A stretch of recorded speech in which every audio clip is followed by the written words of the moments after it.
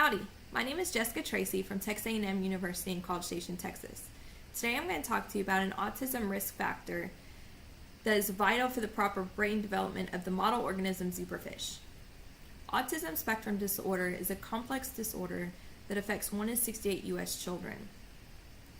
ASD is characterized by ongoing social problems, difficulty communicating and interacting with others, repetitive behaviors, as well as limited interests or activities. While there are many causes for ASD, recent research has identified 120 genes as risk factors. Genes are discrete pieces of DNA that are passed from the parents to the children that affect a person's physical traits. Of these 120 identified genes, one gene known as CHD8 makes the single biggest contribution to ASD. So what exactly does CHD8 do? CHD8 makes a molecule known as a chromatin remodeler. To understand what this term means, first let me talk to you about DNA. If you were to line up all the DNA in your body end to end, it would reach from the Earth to the Sun 4 times. Each cell in your body is roughly 25 micrometers in size, but it contains 4 meters of DNA. That's 160,000 times the size of the cell. This is possible because the DNA not being actively used is compacted tightly into a structure known as chromatin. Chromatin remodelers serve to keep this section compacted tightly so that it remains able to fit inside the cell. Chromatin remodelers are essential for development and have been linked to neurodevelopmental disorders such as ASD. My graduate work focuses on the fact that CHD8 is a puppet master pulling the strings of disease-relevant pathways. This makes CHD an interesting target to ask the question, is there a single underlying mechanism for ASD? To answer this question, I'm investigating the role of CHD8 in brain development of the model organism zebrafish. I chose zebrafish for several reasons. First, the embryos are transparent and develop outside of the mother, allowing for real-time observation of the development of the brain.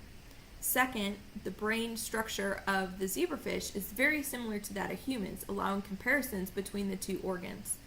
Finally, you obtain a large number of embryos from a single mating pair, allowing for numerous experiments to be done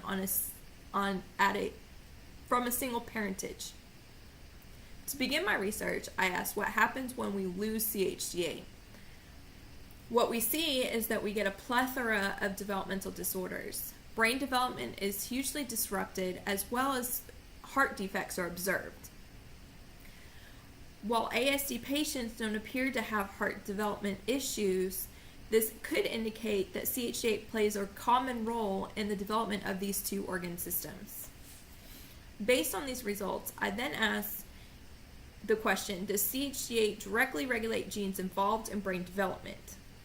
To answer this, I performed an analysis known as ChIP-seq.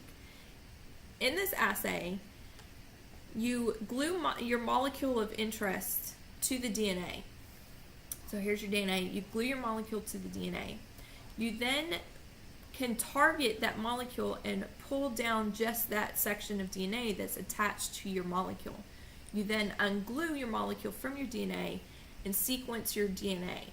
You then compare this sequence to the whole sequence of the zebrafish DNA, and you can determine what areas of the DNA were targeted by CHD8.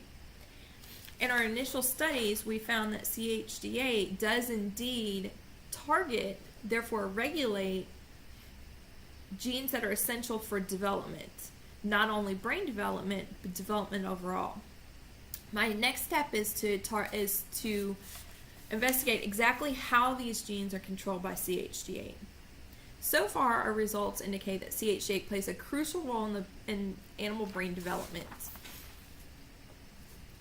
While it's clear that finding a single mechanism for ASD will be as likely as developing a magic bullet against cancer, the analysis of the way CHD8 disruption leads to ASD will help us classify and understand different gradations of ASD, necessity for future potential treatments and therapies. Thank you for listening to me today. Have a good day.